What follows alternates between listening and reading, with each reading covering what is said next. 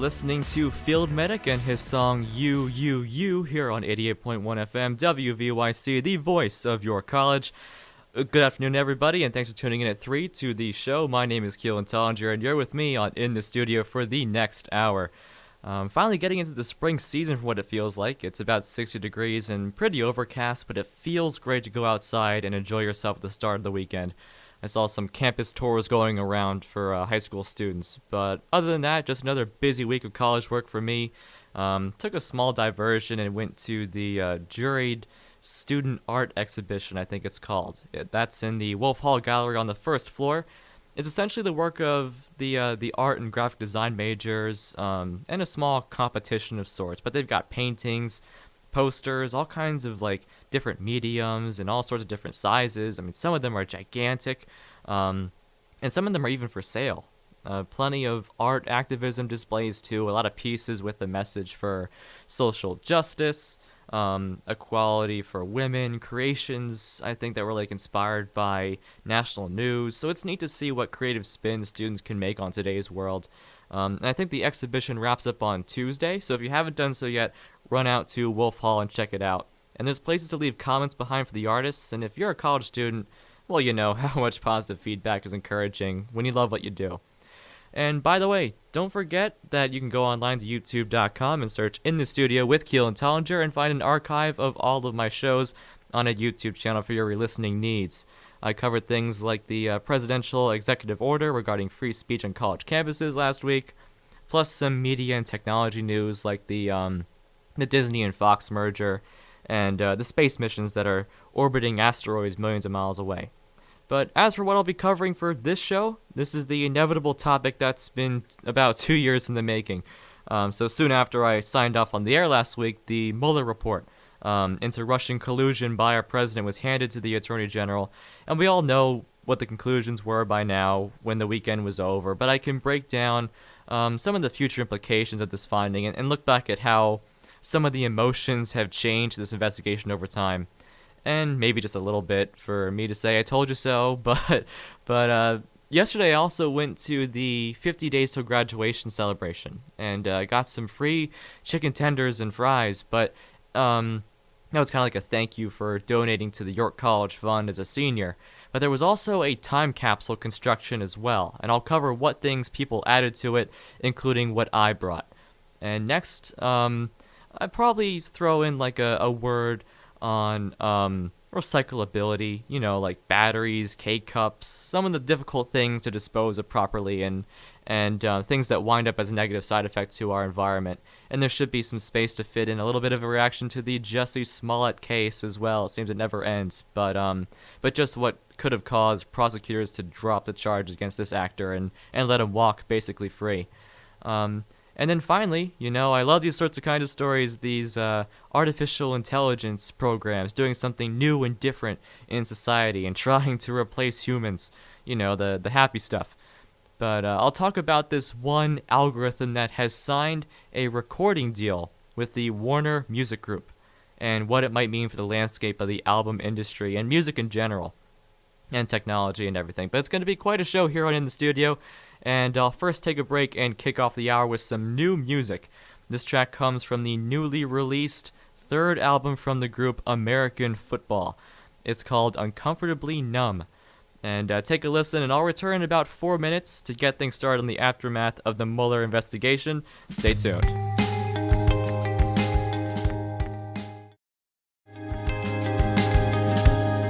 Welcome back to 88.1 FM WVYC, the voice of your college. That was American Football and their song Uncomfortably Numb off their new album American Football. It's their third in a row that they've titled the same name as their band. But anyway, I am your host, Keelan Tollinger, and first and foremost on this hour, here we are. Finally, we have the answer to weeks, months, and even years of wondering, is President Trump truly a legitimate president? Was there any conspiring with Russia? And it's nothing. As much as it's a pain to many current students here on campus, there's been no proof found after all this searching that collusion or obstruction of justice has taken place. And to that, I just say, finally. Finally we can stop asking questions about the past and move forward. One thing that I'm just happy about was that it was allowed to simply finish. I mean, President Trump didn't cancel it and close it, even if it was, in the end, just going to turn up nothing. I guess he restrained himself from taking direct action, let it coast out, and now he's free to parade the results around.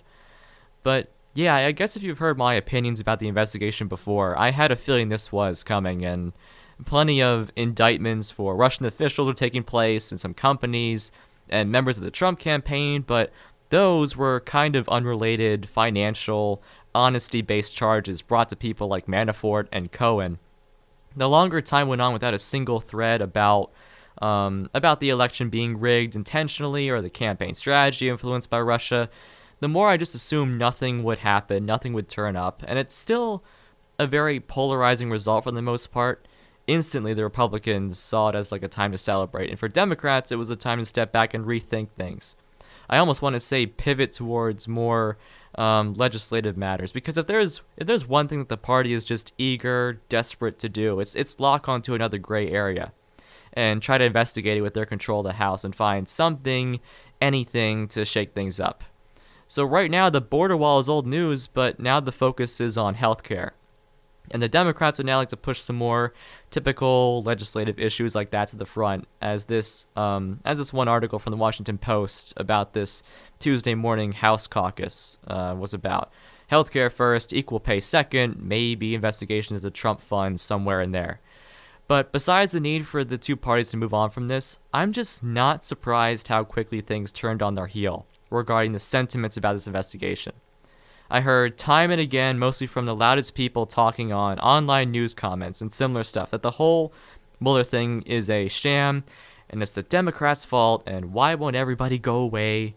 And now that there's nothing pressing hanging over Trump's head, Mueller's a hero now. Haha, like, thank you for doing your duty, Mr. Mueller. You see that this report went from being like reviled in the eyes of Republicans to just like the ticket of proof that it'll be valid all the way up to the 2020 election. I mean, politics are just kind of petty like this. Mueller essentially goes from zero to hero. But no matter what, it is going to be impossible to please everybody about this report. We know that once the Attorney General, William Barr, is done reviewing it, and according to CNN and the New York Times and all these other sources yesterday, that the report is like 300 to 400 pages long. The public just wants to see this out in the open quickly, and as intact as it can be. But I mean, it can't be entirely public. I mean, there has to be so much classified material about national security that it wouldn't even be surprising to me if half of it is painted over with black ink. And you may know somebody who will be like complaining of it, like, if the president isn't guilty, then why did they have to review it and hide things from the public? But it's just standard procedure, I think, and it's silly to think it's some kind of conspiracy. But I know there's some people who would try and raise questions like that. But to stop going on about American government on and on forever, though, now what I hope is going to be happening in the future is a focus instead on Russia. Most of the charges came to some of these foreign officials who gave the command about the Democratic National Convention hacking or the social media strategies that just wanted to, as Barr wrote in his summary, like sow social discord leading up to the election. When are we going to get less concerned about what is happening in our country and more concerned about what is going on elsewhere? Because the major news outlets just plaster everything about what Trump is doing, good or bad. But I think at this point, it's important to get to the bottom of all this spying and meddling now that some of America's citizens are done doubting the presidency in the first place.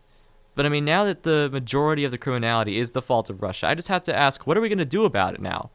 And I think the combination of the wide range of national issues that the media and the president raises here at home, we're sort of turning like a blind eye to the matters of other nations, what they're doing to us. I don't think that, like, beyond what charges have come up in the Mueller report, I don't think there's going to be much more activity or motivation to hold Russia accountable. I hope at the very least that our nation learns and stops it from happening in the future with other elections, because, like, geez, could you imagine an ordeal like the one we've had when every new president gets elected into office? But that's just like the list of impressions that I get from the Mueller report as a whole, I guess. a sense of closure that we may finally be ready to move on, but kind of frustrated with how aimless we already seem to be progressing forward from this discussion. And again, just don't expect absolutely everyone to be satisfied with this report, because there will be some shunning it now until the end of time, and others clinging to it like it's the law. But it's just been a very lengthy investigation, and covering it multiple times here on my show, it seems for the most part that it can be laid to rest. But we've hit the 3:15 mark here on In the Studio, and I think it's a great time to get the first weather check of the hour out of the way. But it's time to get back to the music and return to some news of events here at York College in a little bit. Here is a track from RYX called Ya Ya Ya. I'll return in 3 minutes here on WVYC. Welcome back to 88.1 FM, WVYC, the voice of your college, RYX with Ya Ya Ya, here on 88.1 FM. I'm your host, Keelan Tollinger, and now we'll come back to York College to recap a small event last night. That was at Alumni Hall on West Campus. This was the 50 Days to Graduation celebration, which, for one thing, that makes the timetable until I leave this campus feel a lot more closer than expected. But it was also a gathering for the senior class to come together and, I suppose, just celebrate how far they've come.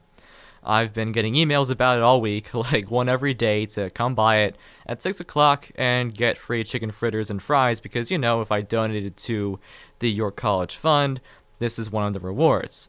But there was also a 100 Days to Graduation event that was apparently much larger, much classier, and that was at Yorkview Hall on top of the business center overlooking the college and the city.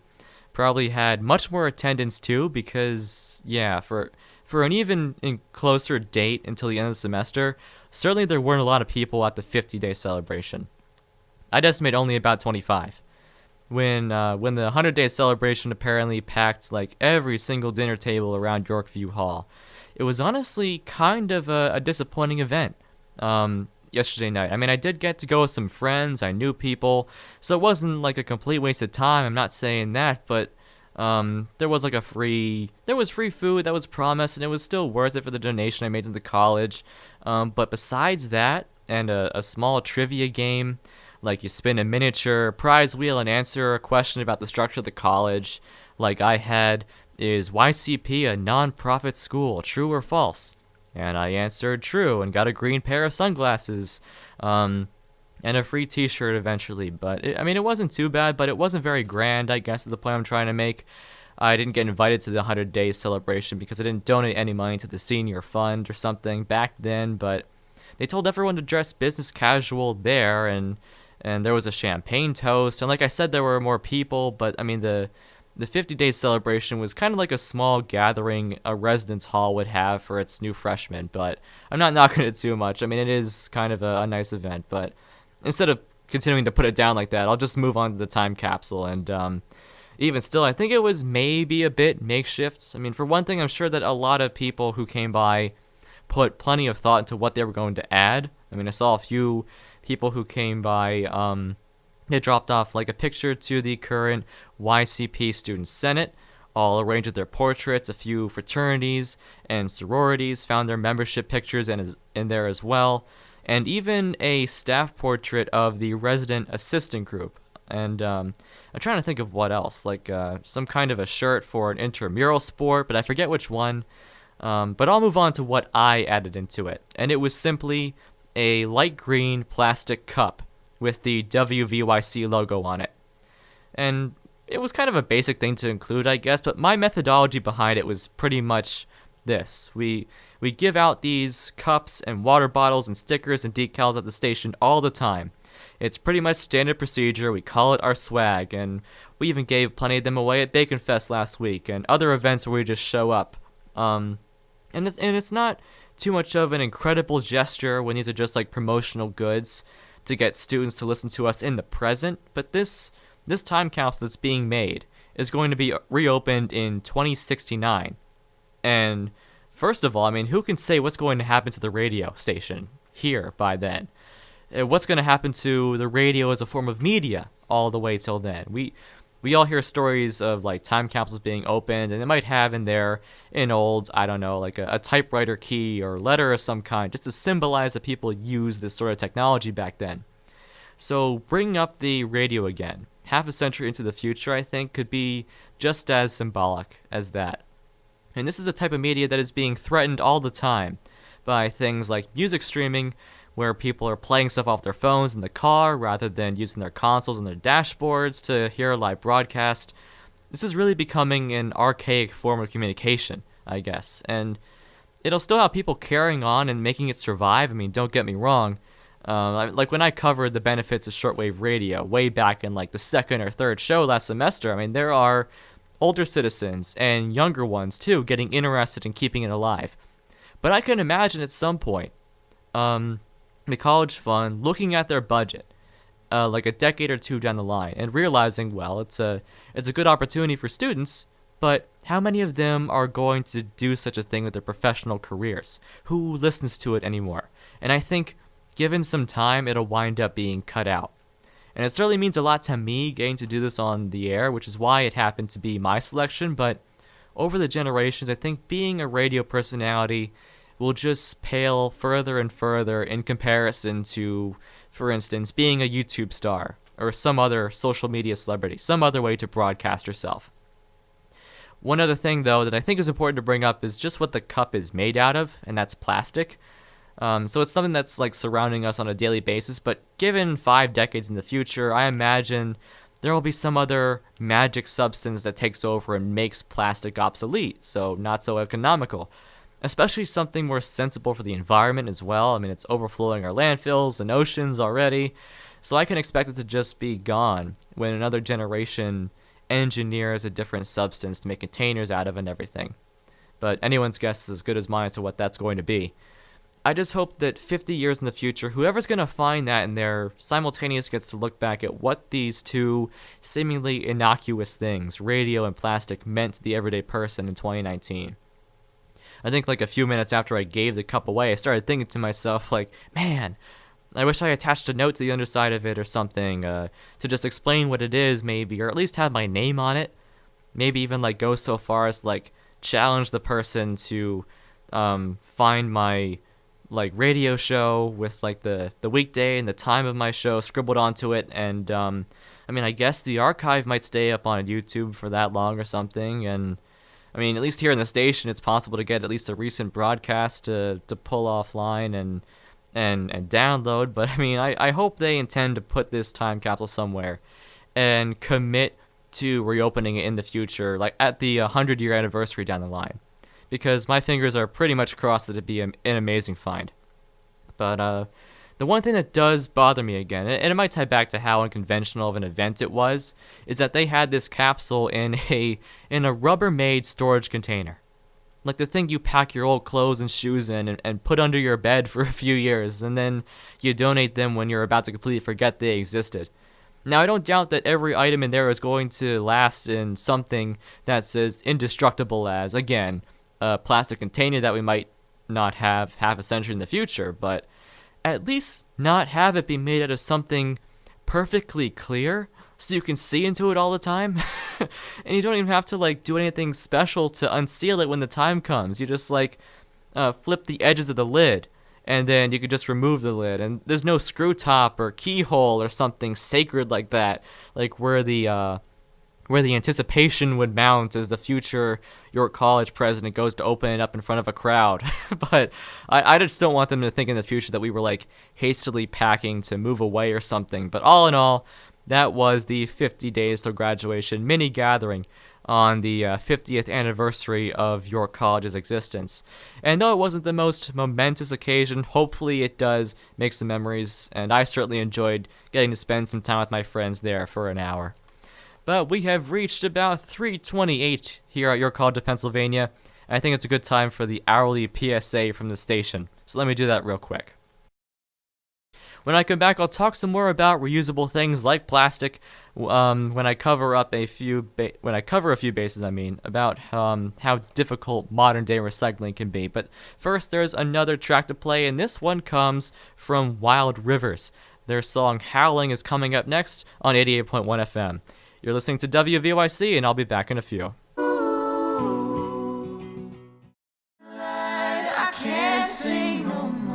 Wild Rivers with Howling here on 88.1 FM WVYC, the voice of your college. I'm your host, Keelan Tollinger, and for starters, I've been taking my laptop with me whenever I go, like wherever I go this semester to get online or work on school stuff whenever I get the opportunity. And I've been noticing like just how quickly the battery life on my device seems to go down these days. And it had to be when I first got it around 2013 or so that it could last about 3 hours on a single full charge.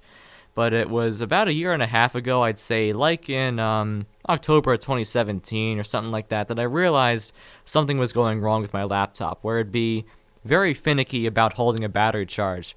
Maybe it'd only go on for about an hour. And at one point during an afternoon, it wouldn't even be able to charge at all with the cable that I use. And when it comes down to it, the battery itself had just reached the end of its lifespan. And it's actually pretty useful that I could like look up my laptop's manufacturing model, go on Amazon, and find a replacement battery with the right size, and deliver it to the college. And the old one simply popped out, and the new one went in, good to go, back in business, 3-hour charges again. But now it's getting to this crucial point in the semester where I'm noticing now the battery might last for about 2 hours or so again, depending on how like bright the screen is. It's not an emergency, but I mean, like I also like take it around with me out of its like charging port multiple times a day, so it keeps draining itself and charging itself sometimes multiple times in a 24-hour period, and that rechargeability, I guess, will understandably start to wear off in time again. But it's a typical cycle, but it's an annoying one. And I just started thinking about that same principle with this article by The Atlantic about everyone's dying AirPods. These are those wireless headphones by Apple that are the cutting edge in headphones nowadays. And I think like all of these, for one thing, like all these pre-sized earbuds are like too large for my ears. But yeah, I mean, apparently many people like enjoy listening to music on them or doing phone calls, but they're complaining that these AirPods, like when they were first being released in 2016, I mean, it was probably, I think it's like a price tag of $160 right now, which is basically a luxury accessory for your music and little else. But I mean, these old AirPods now that have been out for a while are dying earlier and earlier because of their battery life. And apparently in like this comparison check by Apple Insider, a pair from 2016 only lasts about half as long as a pair in 2018 on a full charge. And you'd think you could replace the battery like a laptop, like mine, but there's just one problem with the way that these AirPods are designed, and that's that the batteries are soldered on the inside. So even if you like crack open your AirPods with a knife or something, good luck trying to saw the lithium-ion batteries out from it, because it could basically explode, like those electronic cigarettes in those pockets that happen sometimes. But it's why simply throwing them out is not recommended either, because incinerating them at waste management facilities is pretty difficult as well. And what you have to do is essentially buy replacements of the whole thing, rather than just the battery. And Apple lets you do that for AirPods at a price tag of $49 each, which is a complete ripoff. But yeah, I mean, what do you do with technology nowadays, where the consumer doesn't know how to replace parts or even get rid of them? I just find it hilarious, though, that Apple just announced their AirPods 2 last week, just as the stories like the one about AirPod battery life were coming out. And these new editions apparently have a longer charge for things like talking on the phone, but there's no indication for how long the batteries themselves will last over time. Like when the drop-off starts to happen, where they will stay on less and less. But switching gears really quick to what I was going to talk about earlier, other difficult things to recycle. So like while there are some tech companies that are committed to reusing parts, like Apple will let you trade in your old iPhone to them so they can have the leftover material for new products, except they only do that if you want a discount for a new iPhone. It's kind of cheap like that. But there's also companies out there like coffee and hot beverages that contribute even more to waste through plastic. This one market research firm called Statista estimates that around 40% of U.S. consumers own one of these single-serve coffee makers like Keurig. It's either that or you probably just make yours in a pot. But we've come a long way from 2012, when they estimated only about 10% of people had these things in their homes. And the last time that Keurig released their sales numbers was in 2015, and they said they sold 10.5 billion of these 2x2-inch plastic cups that you can only use once and throw out. And I can't imagine what that number would be in 2019, and they don't share that information anymore, but by the estimate of a spokesperson for Greenpeace USA, quoted in this USA Today article that I found, you can line up that number of cups side by side and encircle the globe 10 times. It's just crazy how much waste that generates. And there's cities in several countries that are banning the selling and use of these K-cups, just like plastic straws and utensils, just like the West Coast cities I talked about last semester, where people are concerned they'll end up in the ocean. And even the creator of the K-cup, his name is John Sylvan. He was quoted way back in 2015 already claiming that he doesn't use them, particularly of how expensive and wasteful they are. So you can only imagine, like, a recycling plant trying to go through the average amount of K-cups they receive every day, and the workers trying to find these little things before they disappear down a conveyor belt into the wrong chute or something. Because it seems like it'd be problematic to me to have a product with like a combination of both a plastic container and a thin aluminum lid on top. But they're definitely not as simple to recycle as like an aluminum can or a plastic milk jug. And that's why, just like the tech companies, I guess it's a fortunate thing that these beverage companies are trying to change the composition of their products. I think some of the timetables are like by 2020, or offering ways right now to collect them from consumers as well, swapping things out for aluminum only, or this synthetic material called polypropylene, which can be shredded up and sold like plastic. But I guess I'm outside this whole issue entirely from not being a coffee drinker in the first place, but I would be beside myself if I had to use 2 or 3 of these pods a day and even have a machine in my apartment to make them. But anyway, it's about 3:39, and I'm going to take a very short break and come back with a small piece about the Jussie Smollett case. I think just to move things along, I won't throw in a track from the station, but I will see you on the other side of this commercial break here on WVYC. Stay tuned. Tune in. Turn it up. What we do is if we need that extra push over the cliff, you know what we do? Put it up to 11, exactly. And break off the knob. You're listening to WVYC, the voice of your college. On air at 88.1 FM. Online at wvyc.ycp.edu or at TuneIn and Streama. All right, welcome back in the studio with Keelan Tollinger, and up next on this hour is the saga about this actor from the Fox show Empire. It never seems to end. So first he was the apparent victim of a hate crime, then he was charged with staging the whole thing, but now the case has been resolved with no prison time for Jussie Smollett. I think he had to forfeit $10,000 of bail money, carry out some community service, and pay the cost of the investigation, which is somewhere around $130,000, but the price, I think, is only a request for now, I think. But, to me, I guess it's fair that he had at least, has to pay something, but I think it'd make a much better example to have a stronger punishment and a message that faking a hate crime is destructive to the solution we're trying to make here in America. Trump wants an investigation by the FBI and the Department of Justice, which, may be going a little far, but there is a lot of manpower and resources this whole case wasted that I think Smollett needs to be held accountable for. Just another one of the things that irritates me, I guess, is that the Twitter account for the writers of Empire tweeted soon after the charges were dropped a little caption with a winky face going, "See y'all Wednesday," and I guess they're really just going to try and add this guy back into their show with the premise that he's ultimately innocent now. And sure, he lied to investigators and the media who interviewed him.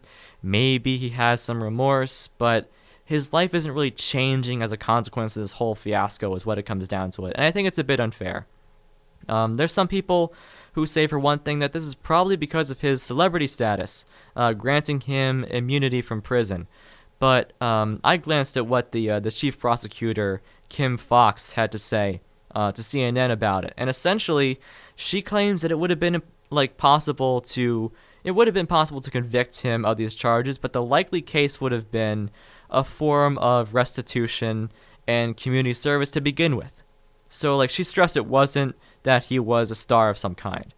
There are prosecutors out there who frequently drop drug possession charges as the defendants decide to seek treatment and go to meetings instead.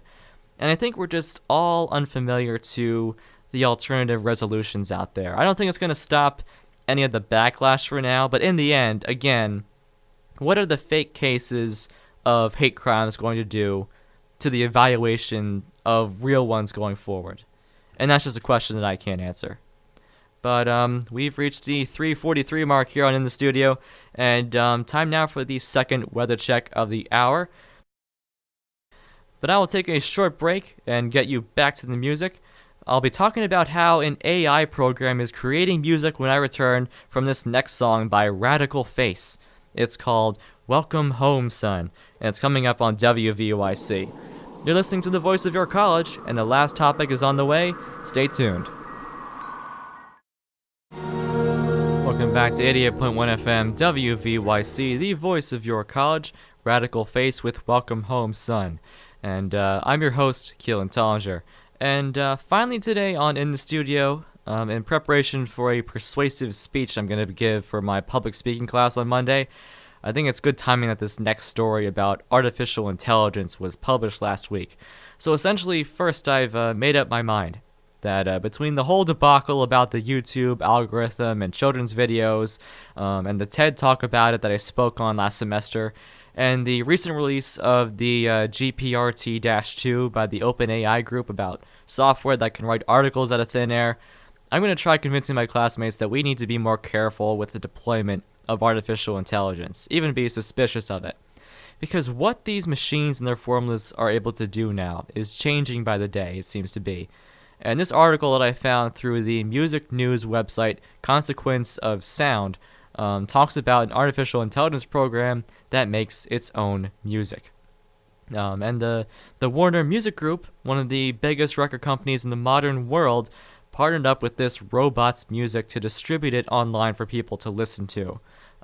This program, it started as an app for smartphones on the iOS platform and Android. It's called Endel. That's spelled E-N-D-E-L. And I think the letters E and D are perfect for symbolizing that this might be the omen for the end of times upon us or something. But yeah, apparently this program is the first ever machine to hold a record contract of sorts.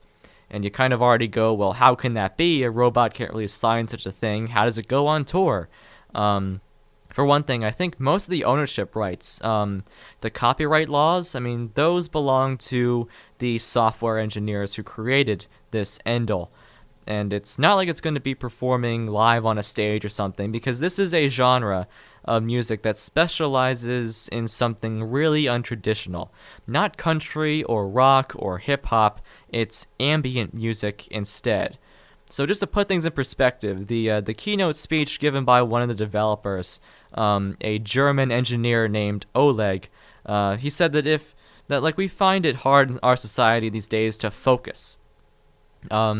We lose a lot of productivity in the workplace these days from passing conversations, noise from other cubicles, a lot of little frustration. So what we might do is put on some headphones and try to control our environment through sound. Turn on a song.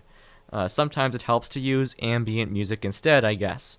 So think of how relaxing the sound of crashing waves on a beach might be, or the sound of crickets on a summer night with a gentle breeze through the trees of your backyard. And that's ambient music in a nutshell. These are digital recordings of nature. But the people at Endel know that ambient music usually ends, or it's on some sort of repetitive loop if you're getting it off of YouTube or Spotify. So what they've designed is an artificial intelligence program that can not only generate music on its own, under its own power, just by taking cues from what other ambient sources and nature do to produce sounds, but make it so that it can generate music indefinitely, forever, like even taking into account changing conditions of your environment and your body. So the example they gave is that let's say you're wearing a smartwatch from Apple and you have the app loaded onto it for Endo and you're letting the watch monitor your heart rate. So Endo will know that your heart is maybe beating faster and adjust the tempo of its ambience to match the rhythm of your heart and try to either slow down the sound or work with your faster rate to match the mood you prefer to be in. So like maybe you want the noise to be faster or like you want it to be hectic and upbeat to match your workout routine, or you'd like music to settle you down and fall asleep to. And somehow, some way with the magic of artificial intelligence, I guess, it's possible for Endel to accomplish that. They want to create music through technology that can shift with a person's daily routine. And I said that Endel started as an app for phones, but this deal that they struck with the Warner Music Group lets them stream some pre-generated music of theirs on things like Spotify and Apple Music. To I guess commemorate the forming of this deal, they've released 5 albums, but they plan to make 20 more by the end of the year. No artist on planet Earth can make 25 albums in a year. But they're all based around these moods and settings, and they're meant to be played in the background, sort of. So like in their Sleep series, they have an album called Clear Night, another called Rainy Night, Cloudy Afternoon, Foggy Morning. And I think the best way that you could like understand what exactly this sounds like and what purpose it's supposed to serve is to hear a bit of it for yourself. So this is from the middle of Sleep Clear Night, and it's called 15 Lunar Lanterns. I'll just take a listen and I'll be quiet for a second.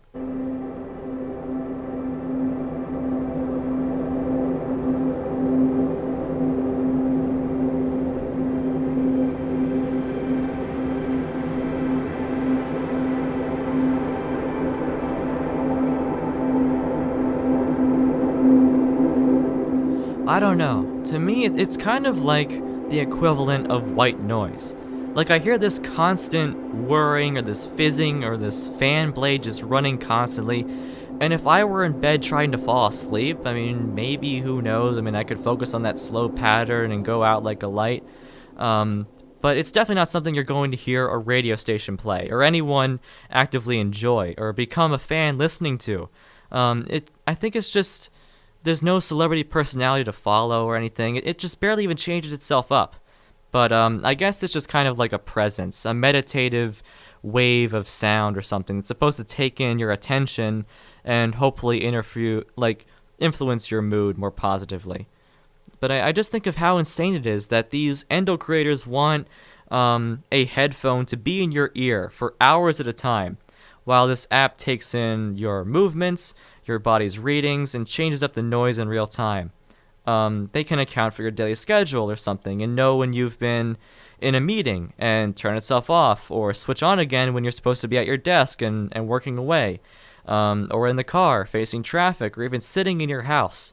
I mean, they have synced themselves up with the Amazon Alexa, and by the way, I guess it makes sense that Amazon, of course, has an investment in this company or something, because I assume they'd like to be on board with something that can be so omnipresent in your life. But yeah, I mean, Endo can account for the temperature readings on your home's thermostat and change up the noise that way. It'll account for the weather and mellow itself out some if there's clouds or rain in the current forecast. I guess it's really neat if you're excited about the possibilities of technology, but to me, it's just kind of crazy to think that you'd want to always be hearing this buzz in your ear as you go from place to place, and you can never just be quiet with your own thoughts.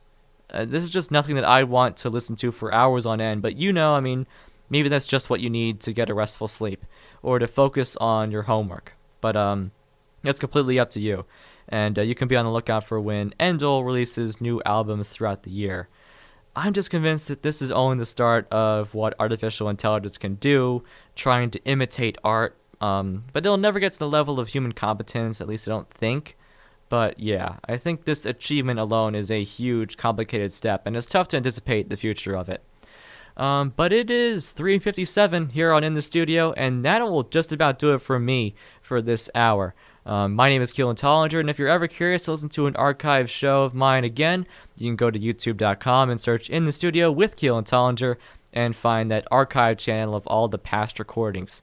But I will catch you here next Friday from 3 to 4 p.m. on 88.1 FM WVYC, and I appreciate you spending the hour here on WVYC. But yeah, to finish things off, here is a song from Toto. It's a classic. We will leave off with Africa.